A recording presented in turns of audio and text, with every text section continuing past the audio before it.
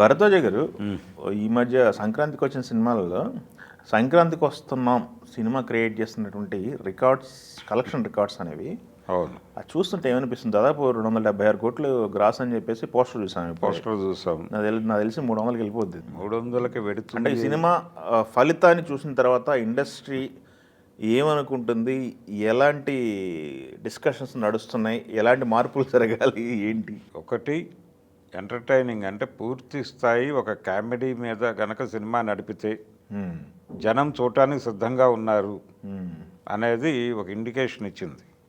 రెండోది, అనిల్ రావిపూడి ఇంతకుముందు వెంకటేష్తో చేసినటువంటి సినిమాలలో వాటికంటే భిన్నంగా ఈ సినిమా వెళ్ళింది. అది F2 కావచ్చు, F3 కావచ్చు, కొంచెం అడల్ట్ కామెడీ నడిచింది ఆ ఏరియాలో అనే మాట వినిపించింది. F2 కంటే కూడా F3లో ఎక్కువ వినిపించింది ఆ మాట. ఇది టోటల్గా క్లీన్ అండ్ గ్రీన్గానే నడిచింది సినిమా, మరీ ఇబ్బంది పెట్టలేదు. దీంతో ఏమైందంటే ఫ్యామిలీ ఆడియన్స్కి బాగా కనెక్ట్ అయింది. అంటే పర్టికులర్గా మహిళలకి కనుక సినిమా కనెక్ట్ అయితే దాని రేంజ్ ఎలా పెరుగుతుంది అనేది ఒక కొత్త ఉదాహరణగా నిలబడింది ఈ సినిమా. అంటే మెయిల్ చూస్తే ఒక్క టికెట్టే తెగుతుంది, ఆడవాళ్ళు గనక సినిమాకి వెళ్ళాలనుకుంటే కనీసం 7-8 టికెట్లు తెగుతాయి అనేది కమర్షియల్గా ప్రూవ్ అయినటువంటి ఒక సత్యం. ఇది ఆ సినిమా విషయంలో కనిపిస్తోంది. సంక్రాంతికి వస్తున్నాం అనే సినిమాకి ఇప్పటికీ మొత్తం అన్ని ప్రాంతాలలోనూ థియేటర్ల దగ్గర ఫ్యామిలీ ఆడియన్స్ కనిపిస్తున్నారు. కుటుంబాలు వచ్చి నిలబడుతున్నాయి అక్కడ టికెట్ల కోసం. ఇది ఒక చాలా గ్యాప్ తర్వాత చూస్తున్నటువంటి సందడి.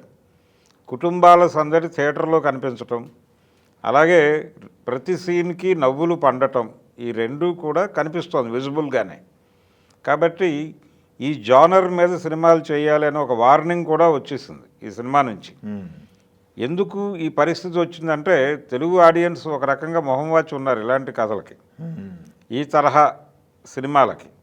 ఎందుకు అంటే దాదాపుగా ఇప్పుడు తెలుగు ఇండస్ట్రీలో బాహుబలి తర్వాత పాన్ ఇండియా అనేటువంటి ఒక మోజు, మనకి ఒక పాత సామెత ఉంది, మబ్బుల్లో నీళ్లు చూసి ముంతవలక పోసుకున్నట్టు అని. ఆ పద్ధతిలో ప్రతి వాళ్ళు కూడా పాన్ ఇండియా సబ్జెక్ట్ అనేటువంటి దీనిలోకి వెళ్ళిపోయి ఒక విచిత్రమైనటువంటి లోకాన్ని క్రియేట్ చేయాలి. అంటే హీరో గెటప్ దగ్గర నుంచి చాలా టిపికల్గా ఉండాలి, రగ్గడ్గా ఉండాలి, ఇలా రకరకాల రెఫరెన్సులు తీసుకుని ఈ రెఫరెన్సుల నేపథ్యంలో కథలు తయారు చేస్తున్నారు. ఎప్పుడైతే ఈ జానర్లో సినిమాలు తీయాలి, మార్కెట్ కోసం సినిమా తీయాలి అని వీళ్ళు స్వయంగా ఒక ఫ్రేమ్ డిజైన్ చేసేసుకుంటారు, ఆ ఫ్రేమ్ దాటి సినిమా వెళ్ళట్లేదు. ఆ ఫ్రేమ్కి ప్రాధాన్యత పెరిగిపోయి హ్యూమన్ ఎమోషన్స్ అన్నీ చచ్చిపోతున్నాయి. ఈ ప్రమాదం వలన మనం చాలా ప్రమాదాలు చూసాం. ఏమిటా ప్రమాదాలు అంటే చాలా పాన్ ఇండియా మార్కెట్ని టార్గెట్ చేసిన సినిమాలు డిజాస్టర్ అవ్వడం చూసాం మనం. ఈవెన్ ఎంతో కొంత కృషి చేసినటువంటి దసరా లాంటి సినిమా కూడా అది తెలంగాణలో కొంత పే చేసింది, కానీ ఆంధ్రాలో దానికి రెస్పాన్స్ చాలా తక్కువగానే కనిపించింది. అలాగే చాలామంది దర్శకులు ఆ పనిలోనే ఉన్నారు. దాని నుంచి బయటకు వచ్చి మీరు ఆర్గానిక్గా గనక సరదాగా సినిమా తీస్తే మార్కెట్ని పట్టించుకోకుండా మీరు ఒక సినిమా డిజైన్ చేసుకోండి. సినిమా అనేది ఎంగేజ్ చేయాలి, ఆడియన్స్ని ఎంటర్టైన్ చేయాలి, ఎమోషనలైజ్ చేయాలి, ఏదో ఒకటి జరగాలి. థియేటర్లో కూర్చున్నటువంటి ప్రేక్షకుడు ఏదో ఒక రసస్పందన కలిగి బయటకు రావాలి. అది ఈ సినిమాలో కనిపించింది. ఏది సంక్రాంతికి వస్తున్నాం, ఆయన మార్కెట్ ఇవన్నీ పట్టించుకోలేదు. పండగకి ఒక సెలబ్రేటివ్ సినిమా తీయాలి అని మాత్రమే అనుకున్నాడు.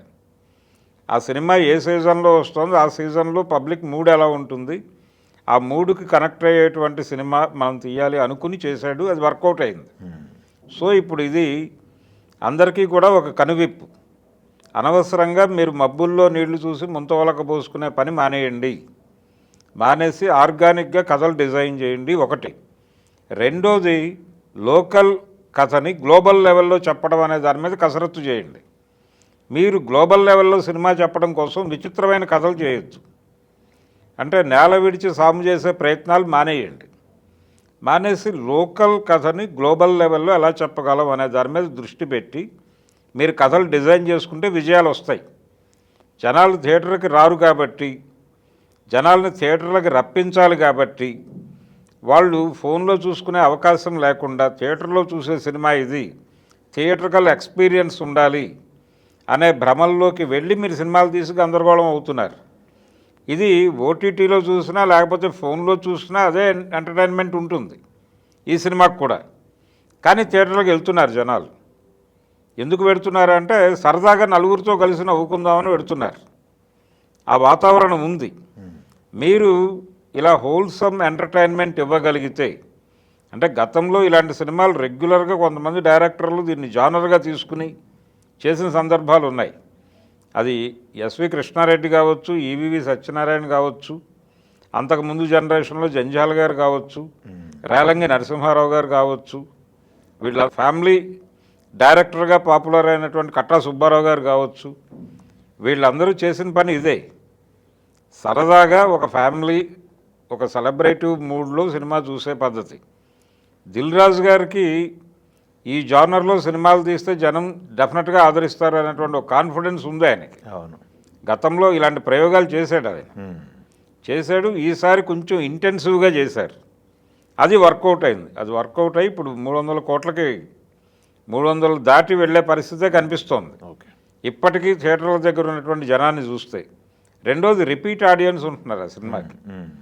రిపీట్ ఆడియన్స్ ఉండటం అనేది ఒక పాజిటివ్ అంశం. అందుకని ఇది 300 గిరిగీసి అక్కడే ఆగుతుంది అని కూడా అనుకోలేము.